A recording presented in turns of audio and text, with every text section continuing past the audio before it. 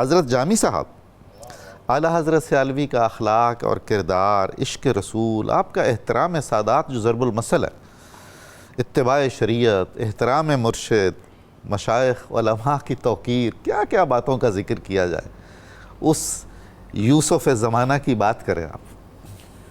بسم اللہ الرحمن الرحیم۔ قبلہ نظامی سے میں آپ کی توجہ ایک بات کی طرف ذرا اشارتاً کرنا چاہتا ہوں۔ تہذیب جہاں زوال پذیر ہو رہی ہونا، جی، اس موقع پر بیٹھا ہوا جو شیخ طریقت اور مسند ارشاد ہوتا ہے، اس کا رنگ بڑا انوکھا ہوتا ہے۔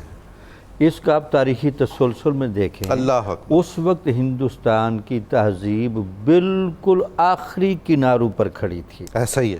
اس وقت برِ صغیر کا مسلمان، اس کا ایمان، اس کے ہر طرح کے حالات میں ایک پژمردگی، مایوسی، بے ہدفی، انتشار، بالکل یہ ساری چیزیں ایک جمگھٹا بن کر اس کو مزید الجھا رہی تھی۔ حضور یہ جو انہدامی اور انحطاطی کیفیت ہوتی ہے نا، یہ بھی پورا ایک پیکج ہوتا ہے، پھر یہ زندگی کے تمام شعبوں پر محیط ہوتا ہے۔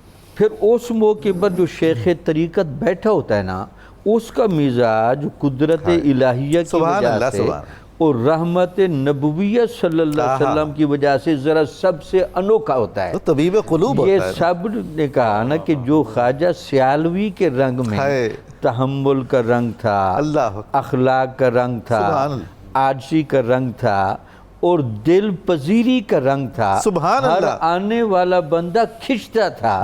لگتا یہ ہے کہ کچھ طبیب ایسے ہوتے ہیں جن کو مریض دیکھ کر محسوس کرتے میرا علاج ہو جائے گا۔ یہ ایسا شمس الدین سیالوی رحمۃ اللہ علیہ ایسے روحانی طبیب تھے، جو بندہ بھی جو مرض لے کر آیا، پہلی نگاہ میں یہ تشفی ہوئی کہ میرے مرض کا علاج مل گیا۔ حضور آپ کا ایک لقب ہونا چاہیے اعلیٰ حضرت سیالوی کا، جاذب القلوب۔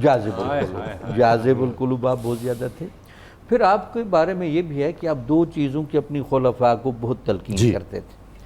ایک تو یہ تلقین کرتے ہوئے کہ بھٹکے ہوئے بندے کو، مایوس بندے کو سینے سے لگانا، دور نہیں بھگانا۔ اللہ اکبر۔ ایک تو وہ حالات کا مارا ہوا ہے، دوسرا نفس اور شیطان کا ورغلایا ہوا ہے، وہ زیادہ حق رکھتا ہے مرہم پٹی رکھے جانے کا۔ سبحان۔ لگتا یہ کہ جو بابا فرید رحمت اللہ علیہ نے اپنے زمانے میں کام کیا تھا، اس کا یہاں میں عکس جمیل نظر آتا ہے۔ پھر سنت رحمت للعالمین بھی ہے۔ سنت رحمت للعالمین۔ اس کے بعد دوسرے یہ کہتے تھے کہ لوگوں کو کھانا بہت زیادہ کھلانا۔ کسی نے پوچھا کہ مشائخ کے چشت کی بات کی مشائخ پر کیا اہمیت ہے؟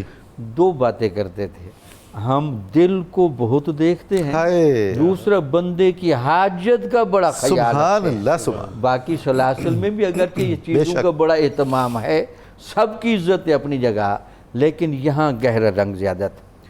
پھر عشق رسول کی وہ کیفیت صرف زبانوں سے کہنے کی ضرورت نہیں تھی، آنکھیں بولتی تھیں، چہرہ بولتا تھا، باڈی لینگویج ایسا تھا، جس نے بھی پہلی دفعہ دیکھا اس نے یہی سمجھا کہ حضور نبی اکرم صلی اللہ علیہ وسلم کے فیضان کا گہرا رنگ یہاں نظر آتا ہے۔ حضور اور پھر کیا ہوتا ہے آیت من آیات اللہ؟ جی بالکل ٹھیک۔ کسی شخص کو آپ دیکھیں، آپ کو خدا نہ یاد آئے تو وہ کون سا ولی ہوا؟ بالکل ٹھیک۔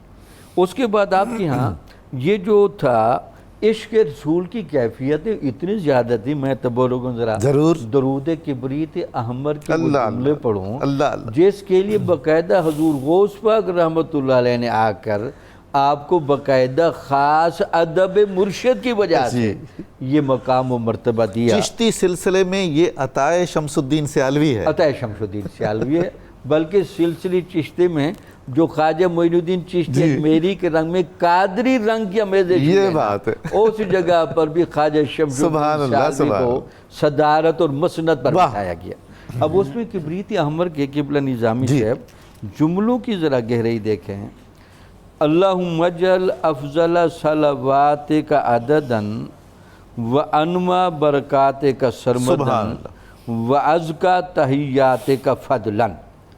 اے اللہ تعالیٰ حضور نبی اکرم صلی اللہ علیہ وسلم پر سب سے افضل ترین درود بھیج، واہ جس کو شمار ہی نہ کیا جا سکتا، سبحان اللہ سبحان اللہ۔ اور آپ پر ہمیشہ ایسی برکتیں نازل فرما جو ہمیشہ بڑھتی ہی چلی جائیں، اور آپ پر ایسا فضل عطا فرما کہ جس میں مزید تزکیہ کا پہلو کیا بڑھتا بات چلا جائے۔ سبحان اللہ۔ یعنی مطلب یہ تھا کہ یہ بھی آپ کو ملا۔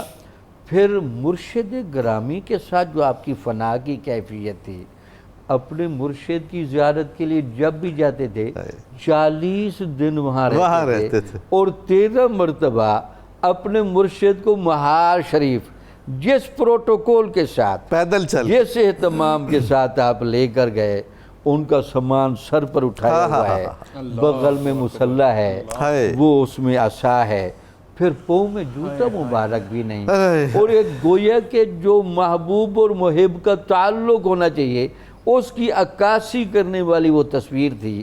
چونکہ عشق کے مراحل سے خواجہ سلیمان توسوی صاحب اس لیے گزار رہے تھے تاکہ آخری روحانی کیفیتیں عطا کر دیں، کندن بھی تو بنانا تھا، کندن بھی بنانا تھا۔ پھر سادات کا، جی، علماء کا، اور صاحب نسبت لوگوں کا جو حیا سیال شریف سے پھوٹا ہے، آج تک قبلہ کا ہے۔ نظامی سے اس کی مثالیں دی جاتی ہیں۔ بے شک ایسا، ہمیشہ یاد رکھ قاعدہ ہوتا ہے، کچھ چیزوں کی فضیلت ہوتی ہے کردار کی وجہ سے، کچھ چیزوں کی فضیلت ہوتی ہے منصب کی وجہ سے۔ یہ مناسب ہیں، سبحان اللہ۔ استاد ہونا منصب ہے، بے شک، علم ہونا منصب ہے۔ ہمیشہ اس کا لحاظ کرتے ہوئے اتنا اہتمام اور عزت دیتے تھے کہ وہ جو اس دائرے والا بندہ ہے اس کو بھی مزید فیض مل جاتا تھا، اور پھر دوسرے والوں کو تلقین ہو جاتی تھی بے شک، کہ نسبتوں کا کیا فائدہ ہوتا ہے، اور نسبت والے کا ادب کرنے سے اللہ اور اس کے رسول کی رضا کیسے ملتی ہے۔ کیا بات ہے، سبحان اللہ سبحان اللہ۔